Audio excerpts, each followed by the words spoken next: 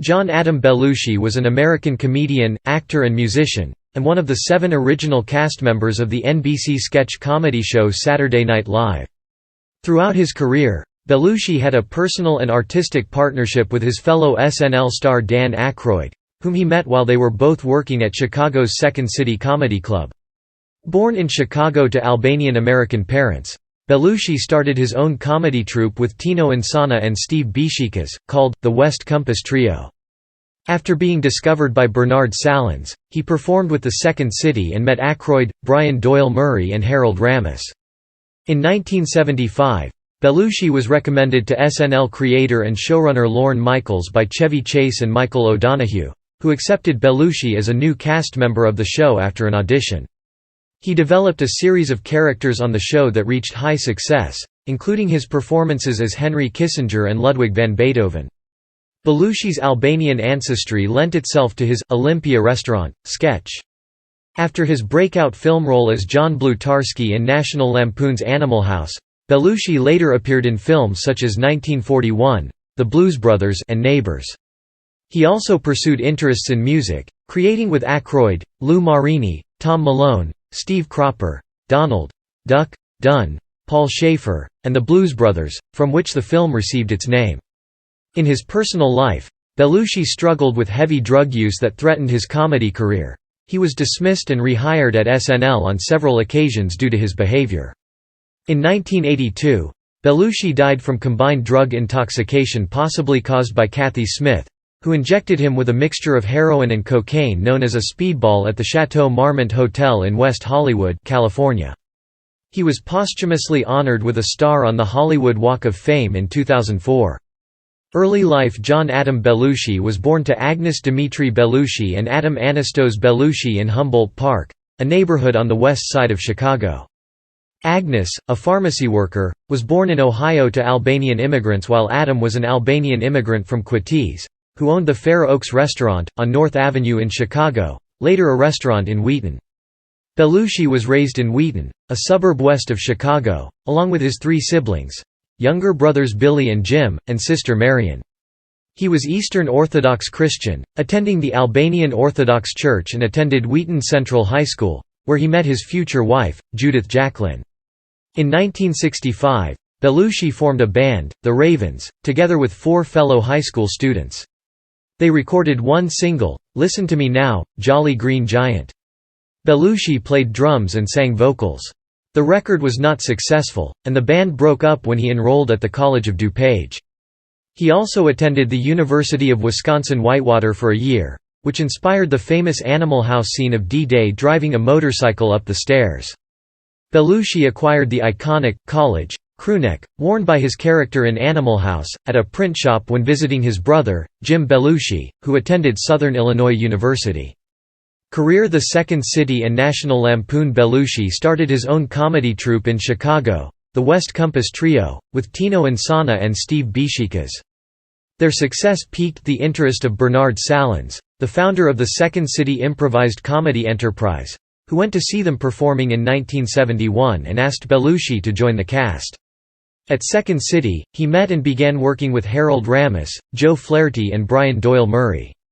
In 1972, Belushi was offered a role, together with Chevy Chase and Christopher Guest, in National Lampoon Lemmings, a parody of Woodstock, which played off Broadway in 1972.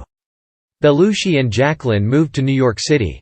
Belushi started working as a writer, director and actor for the National Lampoon Radio Hour, a comedy radio show which was created, produced and written by staff from National Lampoon magazine. Cast members on the shows produced by Belushi included Brian Doyle-Murray, Bill Murray, Joe Flaherty, Gilda Radner, Harold Ramis, Christopher Guest and Richard Belzer. During a trip to Toronto to check out the local Second City cast in 1974, he met Dan Aykroyd. Jacqueline became an associate producer for the show, and she and Belushi were married on December 31, 1976. The National Lampoon show toured the country in 1974. It was produced by Ivan Reitman. Lampoon owner Matty Simmons was offered a TV show on NBC at this time but passed. Saturday Night Live in 1975, Chase and writer Michael O'Donoghue recommended Belushi to Lorne Michaels as a potential member for a television show Michaels was about to produce called NBC's Saturday Night, later Saturday Night Live.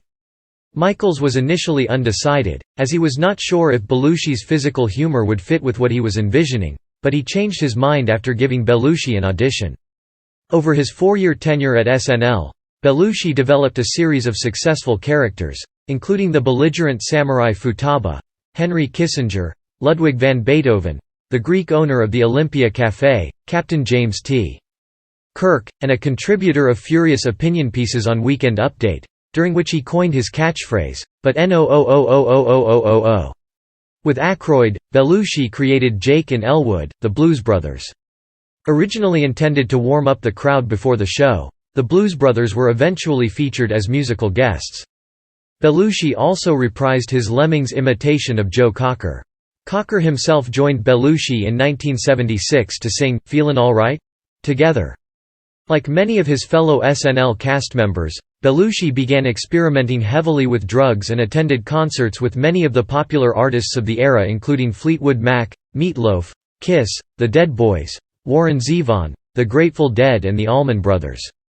In 1990, Lorne Michaels would remember him as loyal to the writers and a team player, but he was fired by Michaels a number of times.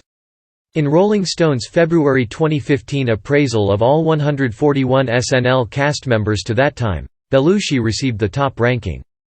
Belushi was the live in Saturday Night Live, they wrote, the one who made the show happen on the edge. Nobody embodied the highs and lows of SNL like Belushi.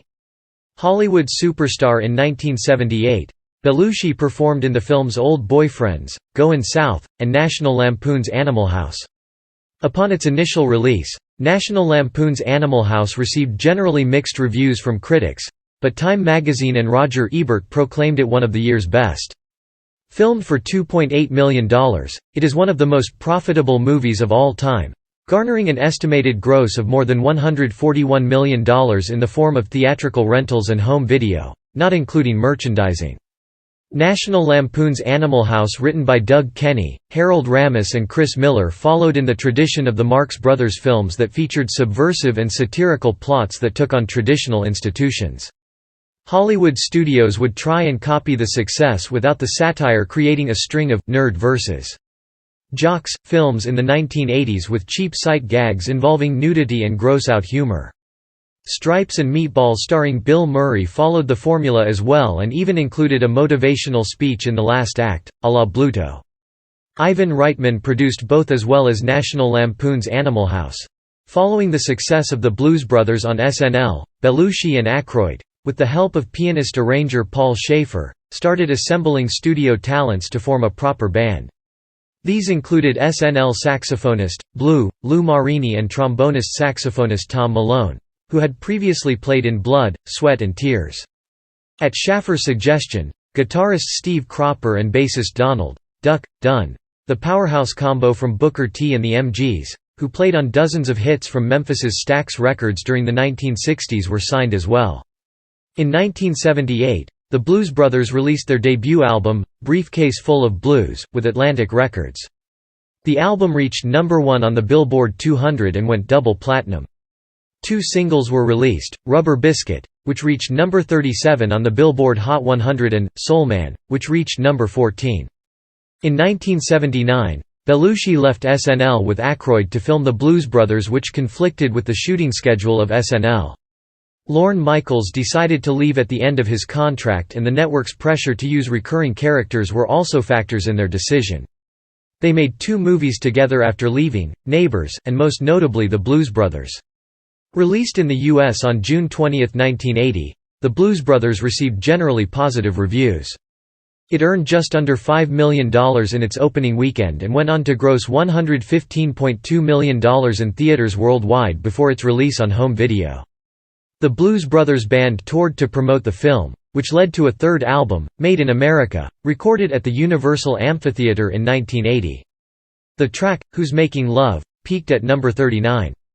The only film Belushi made without Aykroyd following his departure from SNL was the romantic comedy Continental Divide, and written by Lawrence Kasdan. Released in September 1981, It starred Belushi as Chicago hometown hero writer Ernie Sushak, who gets an assignment researching a scientist who studies birds of prey in the remote Rocky Mountains.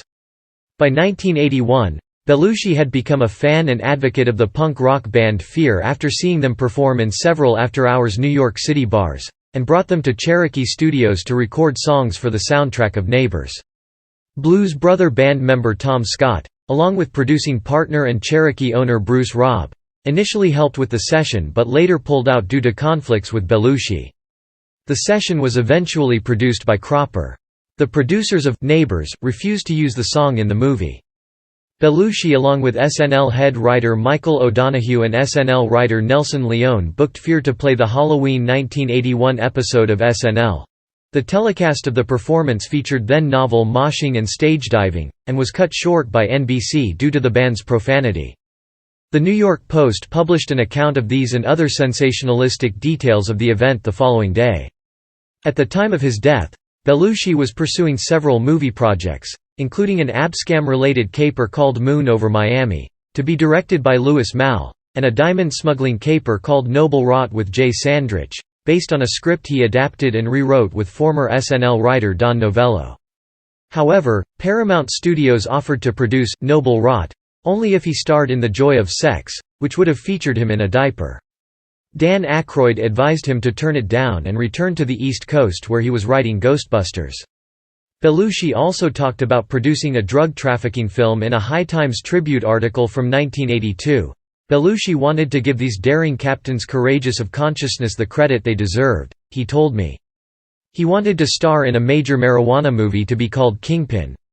He wanted to play the title role.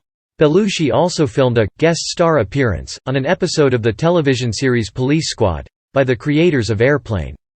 The opening of the show featured a running joke which featured a sight gag with the guest star dying right away.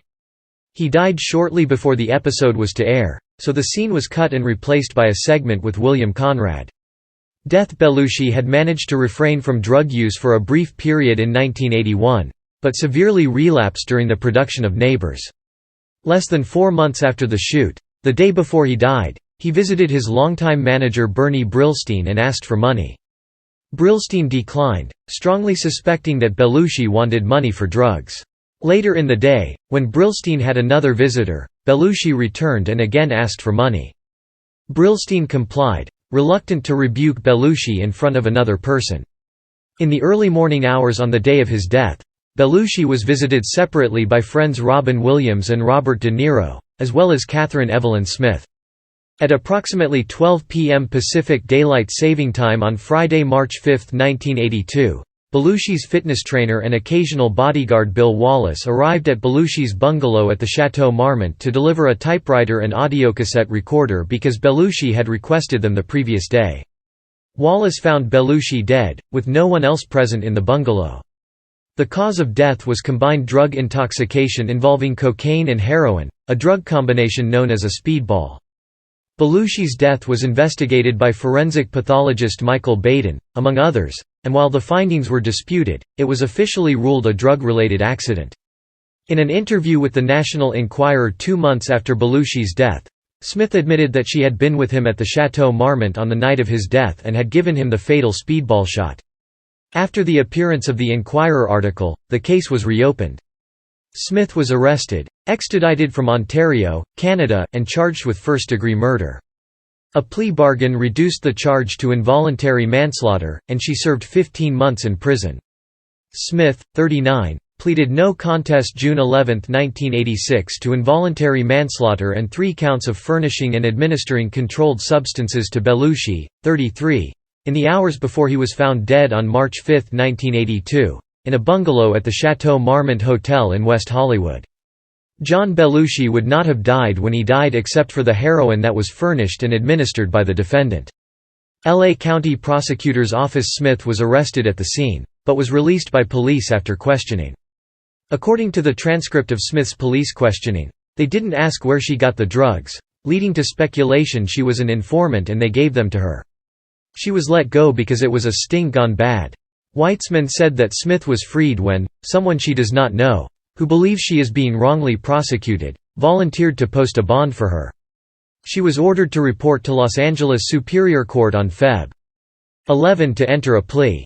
Belushi's wife arranged for a traditional Orthodox Christian funeral that was conducted by an Albanian Orthodox priest. He was interred at Abels Hill Cemetery in Chilmark, Massachusetts, on Martha's Vineyard. Belushi's tombstone has a skull and crossbones with the inscription, "I may be gone but rock and roll lives on." His body was removed and reburied in an unmarked grave nearby due to fans littering on his original grave. His mother's tombstone at Elmwood Cemetery in River Grove, Illinois, has Belushi's name inscribed on it and thus serves as a cenotaph. Tributes, legacy, and popular culture. Belushi's life was detailed in 2 books. The 1984 biography Wired. The Short Life and Fast Times of John Belushi by Bob Woodward, whose accuracy has been questioned by journalists and by people close to Belushi, and 1990's Samurai Widow by his widow Judith.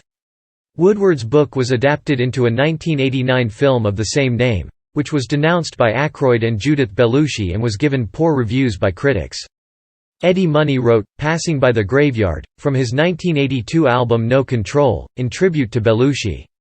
The two became friends after Money was a musical guest on Saturday Night Live during the show's 3rd season. The thrash metal group Anthrax penned a song about Belushi on their 1987 album Among the Living, titled, Ifilnakufesen. Polish rock band Lady Pank recorded a song, John Belushi, for their 1988 album Tacy Sammy, with references to his Albanian ancestry. Belushi has been portrayed by actors Eric Siegel and Gilda Radner. It's Always Something, Tyler Labine in Behind the Camera.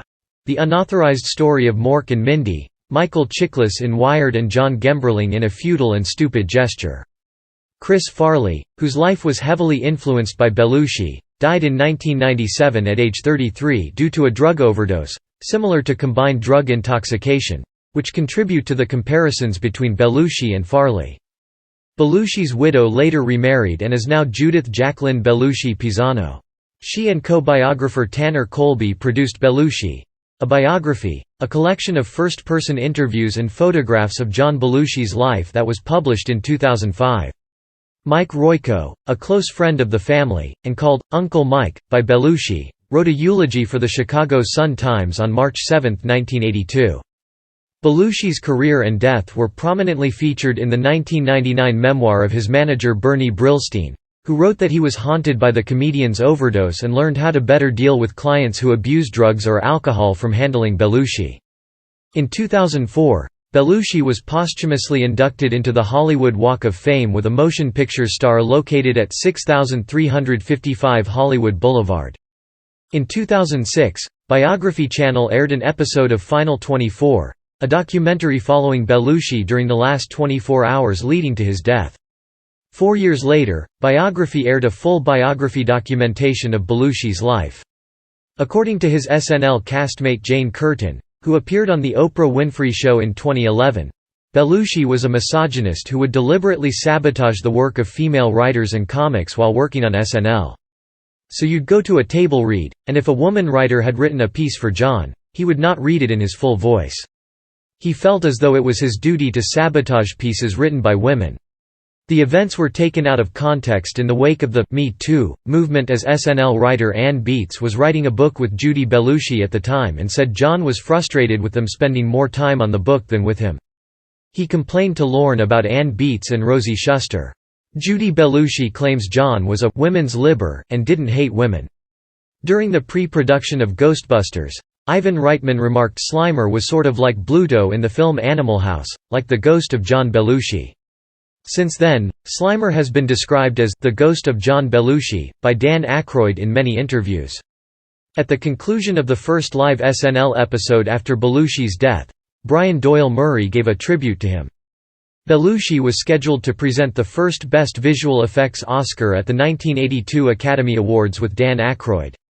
Aykroyd presented the award alone, and stated from the lectern, "My partner would have loved to have been here tonight to present this award, since he was a bit of a visual effect himself." In 2015, John Belushi was ranked by Rolling Stone as the greatest SNL cast member of all time.